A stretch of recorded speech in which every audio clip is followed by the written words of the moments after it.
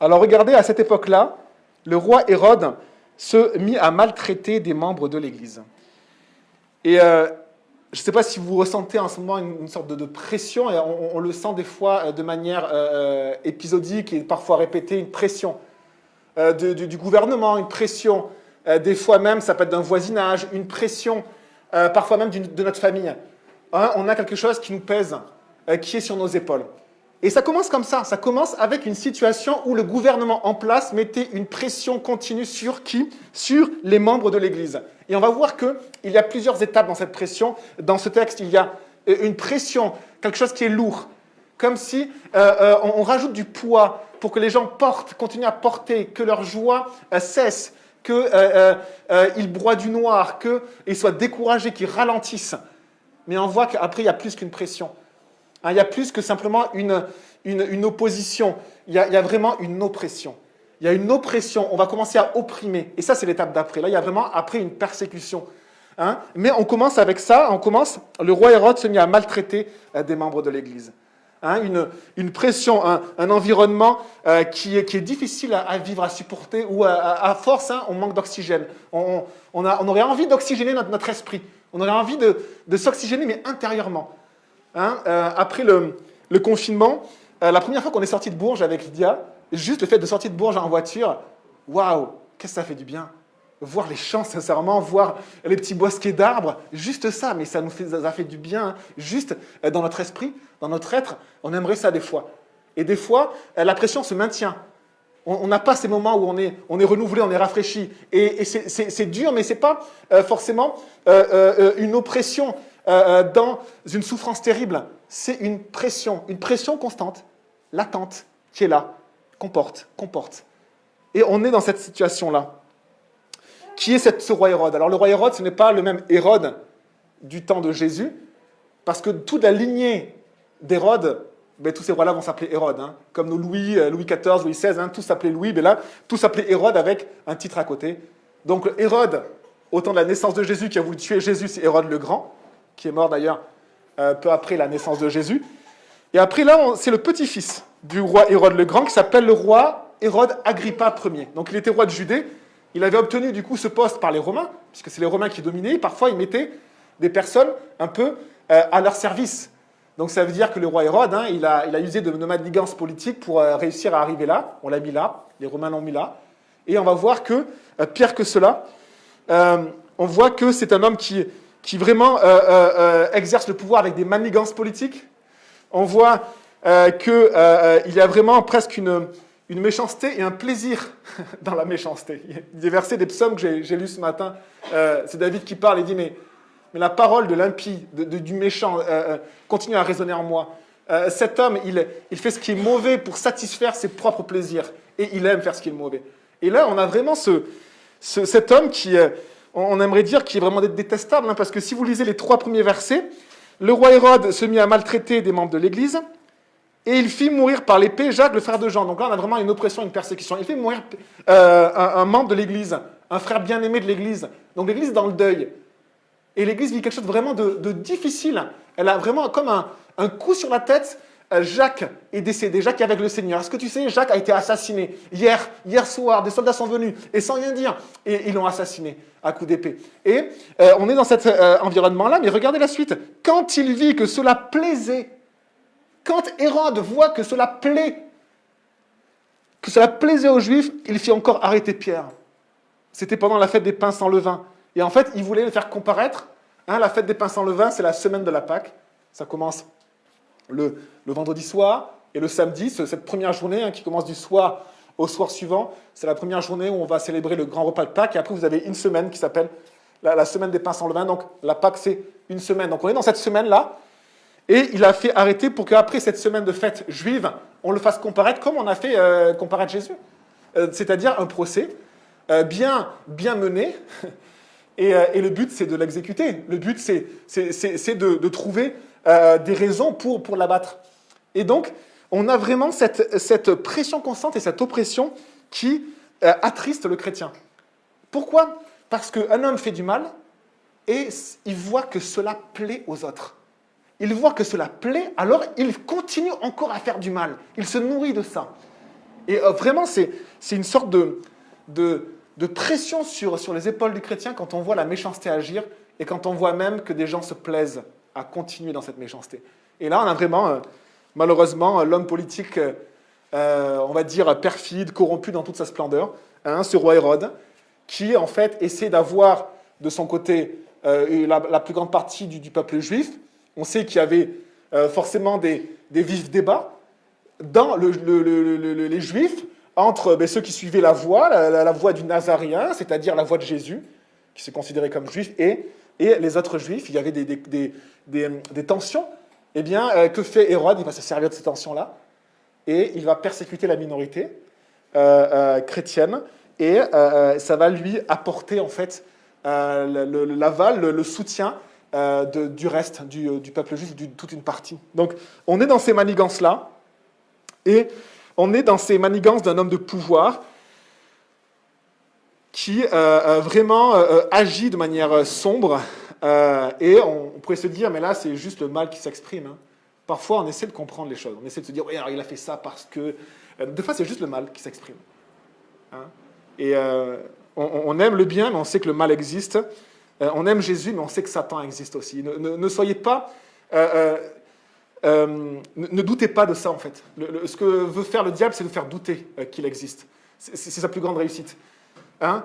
Et donc d'essayer de rechercher d'autres causes, des fois, de certaines choses qui se passent. Il y a plusieurs causes, mais Satan agit. Et malheureusement, il agit ici contre les chrétiens.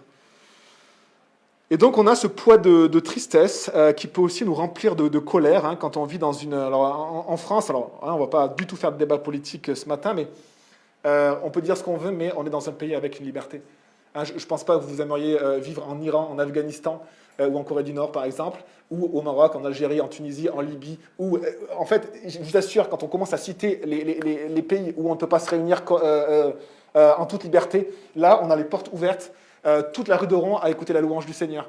Et en fait, il faut réaliser cela. Oui, il y a une pression, oui, il y a tout ce que vous voulez, mais il y a aussi une liberté de la part de Dieu. Et tant qu'on a cette liberté, on peut juste dire merci Seigneur pour cette liberté. Il faut le réaliser parce que il faut voir aussi le verre, ce que Dieu a rempli, hein, plutôt que ce que le diable enlève. Hein, et on a des choses extraordinaires. Merci Seigneur pour ça. Et on prie aussi pour nos dirigeants. Hein, on prie pour eux. Et même on demande à Jésus d'être rempli d'amour même pour eux. Parce que c'est ce que le Seigneur nous demande à faire. Hein, d'aimer même ceux, peut-être que l'on considère comme nos ennemis, de les aimer. De les aimer, de prier pour eux. Que Dieu leur donne la sagesse, tout simplement. Et alors, regardez un petit peu ce qui se passe. Jacques et Pierre sont ciblés. Et dans les périodes de persécution, dans les pays persécutés, souvent, hein, les personnes ciblées, ça va être souvent des personnes en vue, des leaders d'église, des responsables d'église. Mais regardez comment ils sont appelés. Il se met à maltraiter des membres de l'Église. Jacques et Pierre sont considérés comme des membres de l'Église. Ils ne sont pas considérés comme des sur-membres, des sur-frères, des sur-sœurs. Il n'y a pas de frères ou de sœurs au-dessus des autres dans l'Église de Jésus. Il y a l'Église de Jésus, et le Seigneur, c'est Jésus. Et dans cette Église-là, eh bien, il y avait Jacques et Pierre qui servaient le Seigneur. Eh bien, eux, ils ont été ciblés hein, par le ministère qu'ils avaient, par le rôle que le Seigneur leur a donné, hein, que l'Église aussi simplement attestait, reconnaissait tout simplement. Hein. Et ils sont ciblés. Et Jacques meurt. Il est auprès du Seigneur et Pierre est mis en prison. Et on va simplement après voir la suite. Alors, regardez dans cette suite-là, verset 4, « Après l'avoir fait arrêter et jeter en prison, il le mit sous la garde de 4 escouades de 4 soldats chacune. Il avait l'intention de le faire comparaître devant le peuple après la Pâque. » Hérode met vraiment le paquet, 4 personnes de 4 groupes de 4 soldats. D'accord ? Même pour combattre ces 16 soldats, il faudrait une petite armée. Hein, on connaît la rigueur des soldats, leur formation. Et donc on a presque une situation complètement perdue d'avance avec la puissance de l'ennemi qui est là, qui siège. Et on a à la fois une pression, à la fois une intimidation, à la fois même, plus que cela, une persécution des chrétiens. Et en plus, on a cette puissance de l'ennemi qui est là et qui siège. 4 groupes de 4 soldats. Eh bien, ce même Pierre qui va subir des des souffrances, eh bien, il va dire ceci dans une de ses lettres.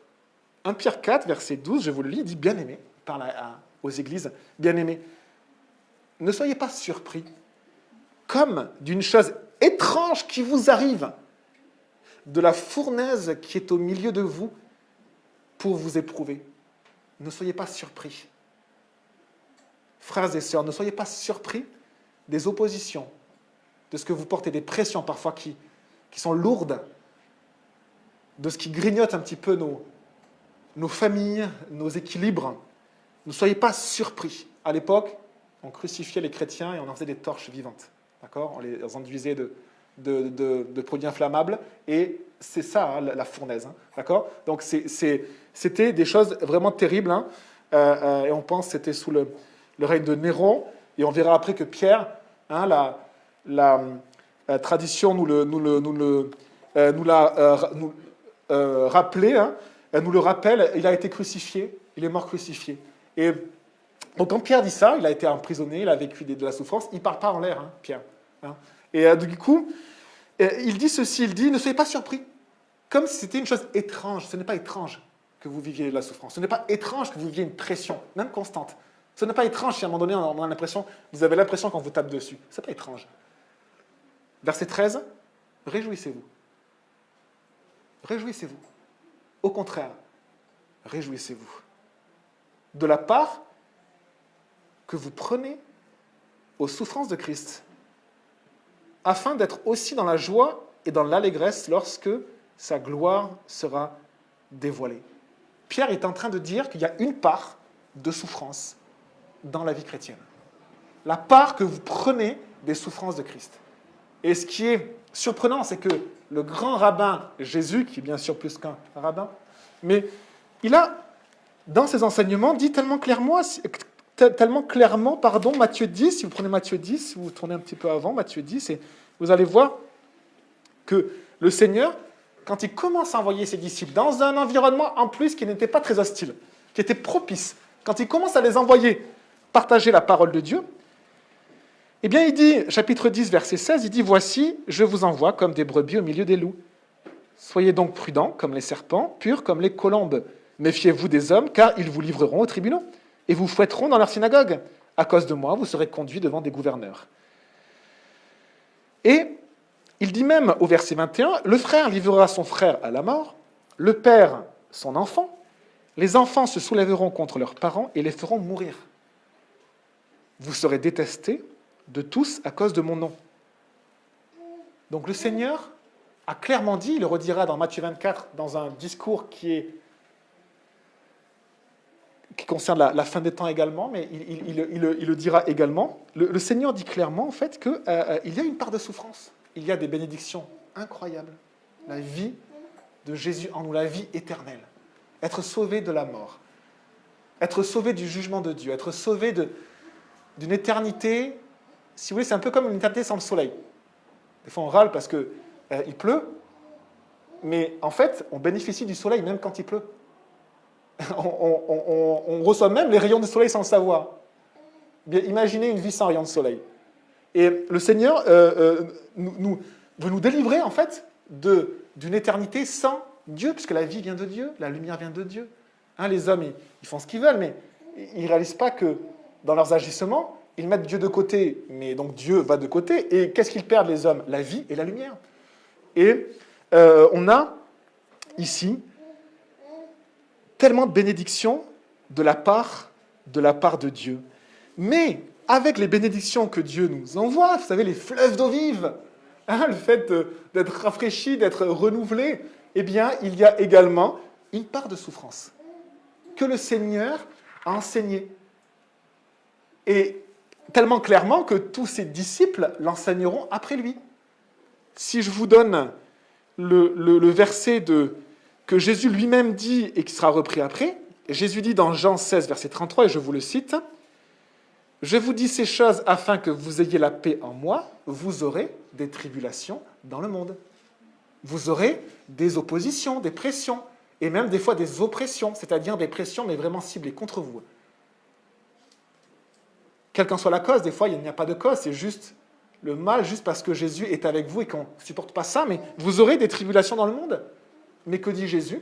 Il ne dit pas, priez et vous serez délivrés de toutes les pressions et les persécutions. Non, ça c'est faux, hein, puisque Pierre va mourir, Paul va mourir, Jacques va mourir, Jean va être emprisonné. Dans les 12 apôtres du Seigneur, on enlève Judas, on le remplace par Matthias. Dans ces 12-là, il y en a 10 qui sont morts à cause de leur foi, en martyrs, de toutes les manières possibles. Alors, à l'époque, ils auraient pu abjurer. En fait, à l'époque, dans un procès, il y a toujours le moment où on peut abjurer de dire « je rejette Jésus » et après on a la vie sauve. Mais ils ne l'ont pas fait. Je renie le Seigneur, mais ils ne l'ont pas fait. Parce que le Seigneur était devenu leur vie entière. Et ils savaient que la mort est meilleure que le fait de rejeter Jésus dans sa vie. Parce que la mort n'est pas une fin pour le chrétien. Parce que même s'ils ont été mis à mort, ils n'ont pas péri. La Bible dit qu'ils se sont endormis dans le Seigneur. Ce n'est pas la même destination. Ce n'est pas la même destination. Et on a ceci, vous aurez des tribulations dans le monde, mais prenez courage, moi, j'ai vaincu le monde. Et le Seigneur, en fait, nous le dit très clairement. Il nous dit, donc, dans ce chapitre 10, si vous prenez de Matthieu, si vous prenez le verset 24, il dit, « Le disciple n'est pas supérieur au maître, ni le serviteur supérieur à son Seigneur. Il suffit au disciple d'être traité comme son maître. » Comment Jésus a été traité? Comment Jésus a été traité? Très très mal. Il a été jugé avec toute l'injustice. On lui a même mis des colibés. En fait, on l'a insulté de tous les noms. On le retrouve des fois dans des passages maintenant dont les Juifs ont honte. Et les Juifs, ils ont vraiment honte de certains passages qu'ont écrits certains de leurs aînés. Mais on voit qu'il a été vraiment traité de l'équivalent de bâtard, et encore plus vulgairement. Donc on a ceci. Et on a aussi une autre accusation. Si ils ont appelé le maître de la maison Béelzébul, ils appelleront d'autant plus volontiers ainsi les gens de sa maison. Hein, tu chasses les démons par le chef des démons. Hein, c'est toi l'adversaire. C'est toi l'adversaire. Un homme politique, qui est ministre de la Culture, a dit, j'essaie de vous le reciter, l'immoralité, ça serait de revenir à la morale. Et l'immoralité, ça serait de revenir à la morale. Et on est dans une situation qui est actuelle, qui est comme ça, hein, où on appelle le bien mal et le mal bien. C'est-à-dire revenir au bien, c'est clairement mal. Et c'est clairement pointé du doigt. Tous ceux qui veulent revenir au bien sont pointés du doigt et sont mis de côté. D'accord? Et en fait, ceux qui veulent faire le bien sont considérés comme ceux qui font le mal. Et ici, Jésus qui faisait le bien est considéré même comme l'adversaire ultime. Comme l'adversaire ultime. C'est très étrange parce que c'est complètement contradictoire. Mais il y a vraiment une énergie dans ce monde et une puissance qui agit contre Jésus. Il faut en être conscient. Il ne faut pas être naïf. Et je ne suis pas complotiste. Je ne pense pas qu'il y a des cabinets noirs qui existent. Ce n'est pas ça. C'est une opposition spirituelle qui existe parce que Satan existe. D'accord? Et il est agissant. Mais le Seigneur aussi agit. Et donc on voit ceci, on voit que le Seigneur parle de la souffrance. Et on voit même que Paul, l'apôtre Paul, dit ceci. Il dit, 2 Timothée 3, verset 12, « Tous ceux qui veulent vivre pieusement en Jésus-Christ seront persécutés. » Ça veut dire quoi, vivre pieusement? Vivre pieusement, ça ne veut pas dire aller à Jésus quand j'ai mal. Ça ne veut pas dire j'ai besoin de Jésus pour jusqu'à mon petit bobo. Il peut le faire. Et des fois, on va à Jésus pour ça, et Jésus, des fois, le fait. Merci Jésus. Et c'est ce qu'il a fait toute sa vie. Tout le monde venait avec ses bobos, et Jésus, qu'est-ce qu'il faisait? Il guérissait. Mais ce n'est pas ça, vivre pieusement. Vivre pieusement, ce n'est pas juste aller à Jésus pour recevoir quelque chose. C'est lui donner toute ma vie. C'est tout donner à Jésus. C'est vivre entièrement pour lui. Et si vous vivez entièrement pour Jésus, eh bien, vous serez persécutés, vous vivrez des pressions, des oppositions et peut-être même des choses très très fortes. Le Seigneur simplement l'a dit, il y a une part de souffrance dans le chrétien qui donne sa vie à Christ, qui ne vient pas juste bénéficier de l'action de Dieu, mais qui donne sa vie. Et c'est tellement clair dans la Bible que ça en est tellement surprenant. On pourrait se dire, mais comment Jésus fait pour avoir du succès s'il prêche comme ça? Et parfois, on peut nous-mêmes prêcher un mauvais évangile ou un évangile biaisé, où on va que parler des bénédictions que Dieu va nous donner, mais jamais de la souffrance qui vient avec. D'accord? Et donc ici, on voit très bien qu'il y a une part de bénédiction qui est éternelle. Il n'y a même pas de comparaison entre la part de souffrance. La bénédiction, elle n'a pas de limite, mais il y a une part de souffrance qui est clairement enseignée et qui est clairement enseignée à ceux qui veulent venir voir Jésus. Certains disent à Jésus, « Jésus, je te suivrai, où est-ce que tu iras ?» Et Jésus à chaque fois dit, « Je t'avertis, je n'ai aucun lieu où reposer ma tête. » C'est un peu bizarre quand même de répondre comme ça. Normalement, un rabbin dit, « Oui, viens, allez, un de plus. » Et le Seigneur enseigne la vérité. La vérité, mais Jésus, c'est en lui qu'est la vie. C'est en lui que sont même toutes choses. Et celui qui a connu un petit peu Jésus a tellement envie de tout lui donner, mais juste connaître un petit peu. Pourquoi? Parce que ce que donne Jésus, ce que fait Jésus dans nos vies, n'a pas de comparaison, n'a pas de commune mesure dans tout ce que le monde peut donner et dans tout ce que je peux vivre. Ne serait-ce que la paix qui donne, la joie qui donne, juste presque, on pourrait dire les émotions qu'on peut ressentir, pas les émotions, mais cet état de notre être que l'on peut ressentir dans la présence de Jésus. Mais il y a tellement de choses, toutes ces promesses. On a chanté « Je suis enfant de Dieu ». C'est-à-dire que Dieu me donne une nouvelle nationalité. C'est galère de venir en France et de demander ses papiers. C'est tellement galère. Il y a tellement de gens qui souffrent pendant des années et que Dieu les bénisse et les encourage. Le Seigneur dit, tu ne vas pas passer 5 ans avec interdiction de travailler, non, je veux te donner ma nationalité. Est-ce que tu veux ma nationalité? Je veux te la donner. Je veux que tu aies un endroit dans ma demeure qui est juste à toi, pour toi, que personne ne pourra enlever. C'est ce que Dieu fait. Hein, c'est vraiment l'agissement de Dieu. On a l'agissement de Satan et de l'ennemi, mais on a l'agissement de Dieu aussi. Tellement incroyable.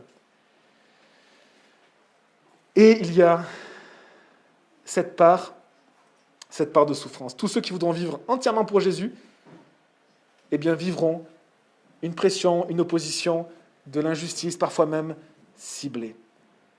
Et alors, on pourrait se dire, quelle réaction à avoir? Quelle réaction à avoir? Ça donne plus du tout envie, là. Ça donne plus du tout envie. Et ce qui est très joli, c'est la réaction de l'Église. La réaction de l'Église, on est au verset 5, et on lit de Actes 12.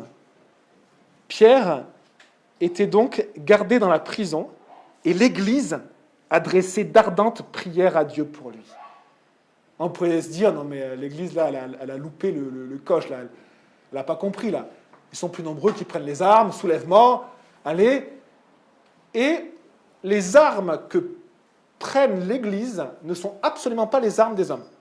Quand Jésus a été arrêté, Pierre, il prend les armes des hommes. C'est-à-dire, il avait un petit glaive, une épée, et il la sort. Il prend les armes qu'il pense être puissantes. Et le Seigneur lui dit, mais clairement, et vraiment, vertement, remets ça de suite. C'est parce que celui qui utilise cette arme va mourir par cette arme-là. Et du coup, il est désarmé. Il est désarmé, Pierre, parce que toutes ces armes ne servent à rien. Mais pourtant, ici, l'Église prend une arme. L'Église a des armes. Et des armes puissantes. Pas des armes magiques, mais des armes puissantes. Et là, l'arme que l'Église prend, c'est la prière. Bon, je pense qu'on a tellement besoin d'être enseigné sur la prière parce qu'on est tous de très mauvais prieurs, mais aussi, je pense qu'on ne comprend pas vraiment ce que c'est que la prière. Je pense que la prière, un enfant de 3 ans peut comprendre ce que c'est. La prière, qu'est-ce que c'est avoir une vie de prière? Qu'est-ce que c'est vivre pieusement pour Jésus? Et souvent, on a, vous savez, comme idée des recettes magiques pour avoir une prière efficace. Et puis on a 3 ou 4 points. Alors on les regarde et tout, on essaie de les appliquer. Bon, ça ne marche pas en fait. Après quelques mois, on en a déjà oublié. Pour avoir une vie de prière. Et ça ne marche pas en fait. Il n'y a pas de recette. Dans les enseignements, il n'y a pas de recette magique. La prière elle-même n'est pas magique. Même le Seigneur va reprendre ses disciples, il va leur dire, mais arrêtez avec vos vaines redites.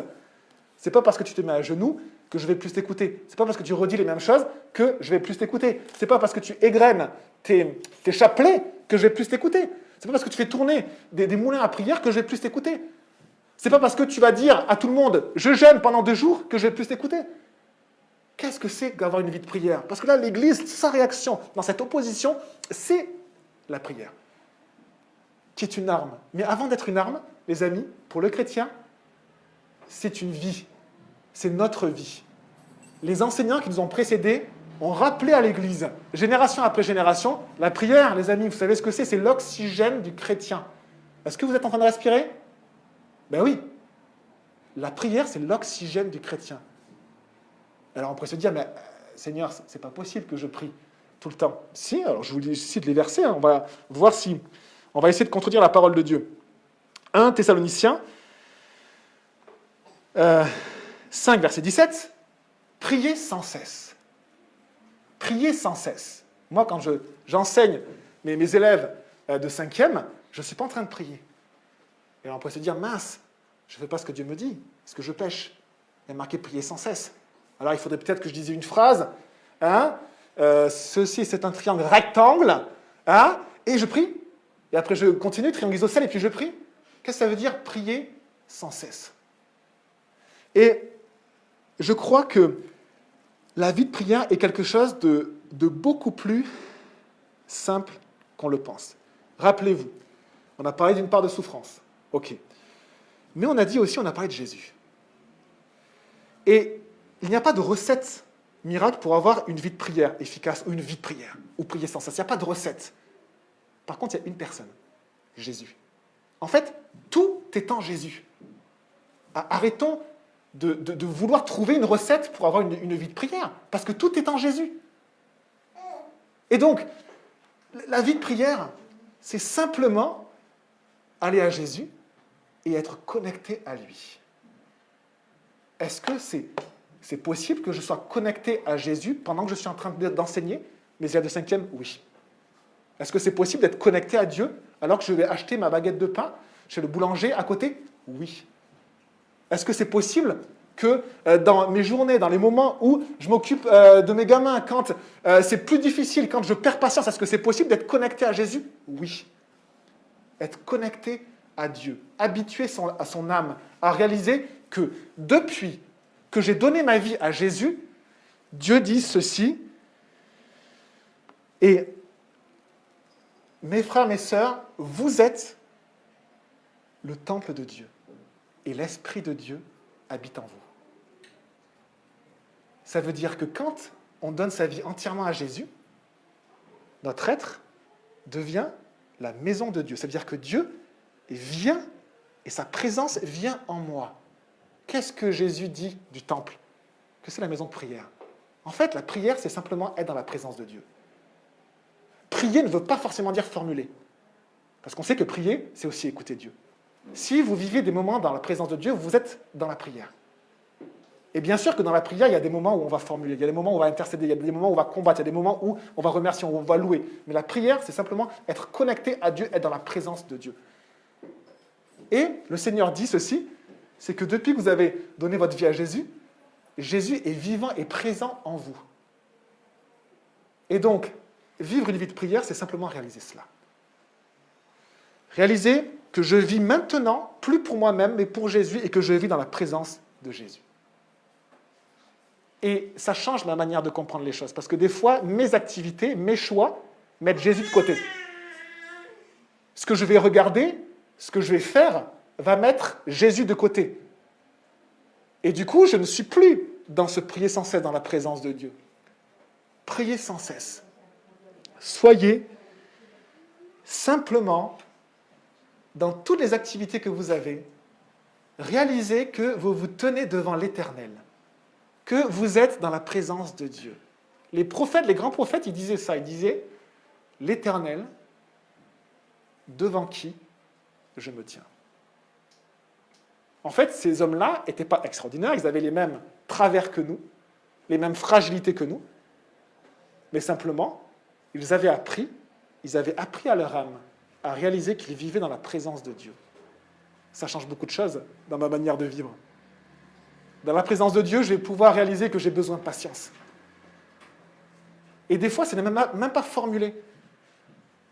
Vous savez que là, c'est dur, que là, vous avez besoin de patience. Le Seigneur est là, et simplement, mon âme le sait. Parfois, ça suffit. C'est ça aussi, prier sans cesse. Mon âme réalise que l'Éternel est à côté de moi et qui m'aide.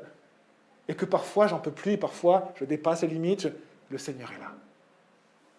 J'emmène, là où je me suis un petit peu loupé, au Seigneur, le Seigneur est là. Priez sans cesse. Ne mettez pas le Seigneur de côté dans vos vies. Mettez Jésus simplement en premier, laissez-lui là, la belle place.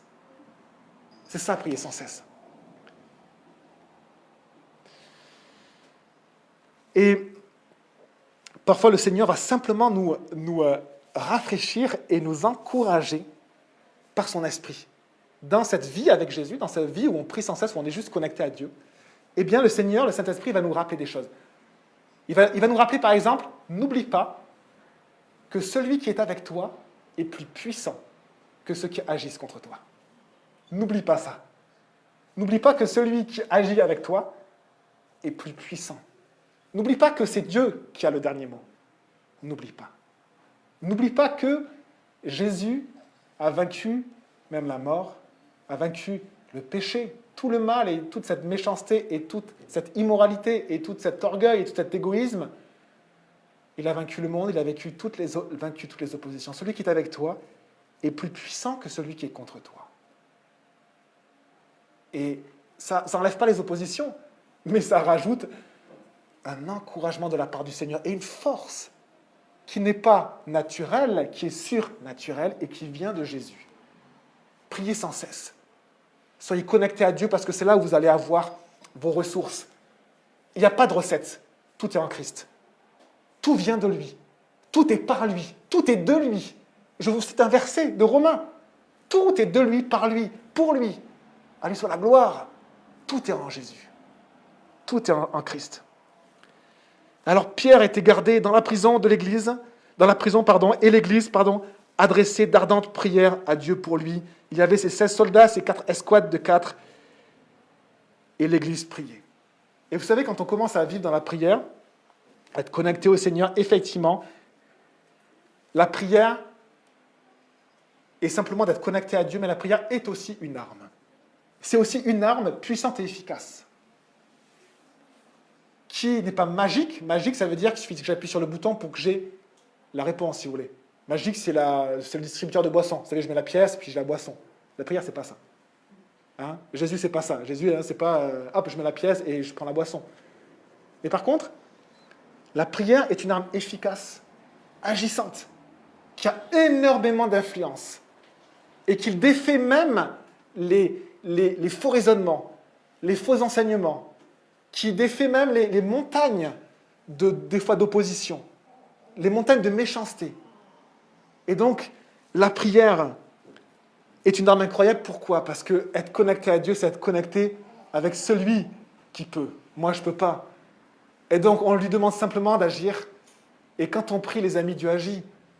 Parce qu'il le dit, il agit. Mais ça ne veut pas dire qu'il va faire tout ce que je lui ai demandé ou de la manière dont je voudrais que ça se fasse. Mais quand on prie, Dieu agit. Dieu est agissant, Dieu est à l'œuvre. Et l'Éternel, le berger d'Israël ne sommeille pas. Il ne sommeille pas, il ne dort pas, il ne dort jamais. Dieu ne dort jamais. Ça veut dire qu'il continue à agir. Il continue à agir. Prions sans cesse. Soyons connectés à ce berger. Le berger d'Israël ne sommeille pas, ni ne dort. Celui qui veille sur toi, celui qui fait camper des anges à côté de ceux qui le craignent. Il ne dort pas, il est là. Et alors on aurait aimé commencer l'enseignement par la délivrance, mais parfois la délivrance que nous on pense ne vient pas. Pierre, à la fin de sa vie, on va l'amener, on va pouvoir lire simplement ce que Jésus lui-même avait dit de ça, dernier chapitre de Jean 21. Et Jésus lui-même va dire à Pierre, alors qu'il est au tout début de son ministère, de son service pour le Seigneur, eh bien il va lui dire dans Jean 21, verset 18, après lui avoir demandé vraiment l'avoir restauré par son amour, et il va lui dire, en vérité, je te le dis, quand tu étais plus jeune, tu mettais toi-même ta ceinture, tu allais où tu voulais, mais quand tu seras vieux, tu tendras les mains, et c'est un autre qui attachera ta ceinture et te conduira où tu ne voudras pas. Parfois, la pression est telle qu'on nous oblige, on nous conduit à des endroits qu'on ne veut même pas. C'est dur, hein, d'être privé de la liberté. Et là, la liberté de Pierre sera privée à tel point qu'on va le crucifier. On pense que étendre ses mains, c'est une manière du Seigneur pour lui indiquer de quelle mort il mourrait, parce que c'est marqué juste après. Hein. Il dit cela pour indiquer par quelle mort Pierre révélerait la gloire de Dieu. Puis il lui dit, suis-moi. Puis il lui dit simplement, suis-moi. Priez sans cesse, soyez connectés à Dieu constamment par son esprit. Et réjouissez-vous. La joie est en Christ.